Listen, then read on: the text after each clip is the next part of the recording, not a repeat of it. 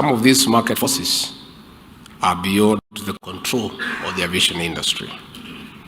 For instance, the COVID-19 pandemic almost shut down the aviation industry, and even here our own Kenya Airways was no exception, and the aviation industry is still seeking to recover from the effects of COVID-19, which was a natural calamity beyond the control of the industry. This therefore means that airlines will continue to sink further into losses unless they explore innovative alternatives to complement the carrier revenue sources. One of such ways is investing in the real estate sector. Currently, the real estate market in Africa is estimated at $15.1 trillion US.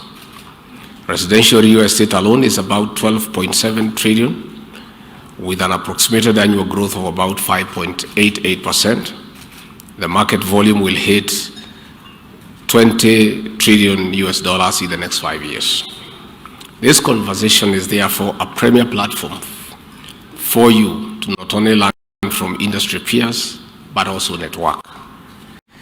We acknowledge and appreciate Aviadev Real Estate for this key initiative of connecting stakeholders of Africa airports to investors and technical experts. It is my hope that this workshop will come up with solid and innovative real estate long-term strategies that will contribute to stabilizing the aviation industry in Africa. This will spur fast, reliable, and efficient connectivity across the continent. In conclusion, I want to wish you a very pleasant stay here in Nairobi and in our great country. And I want to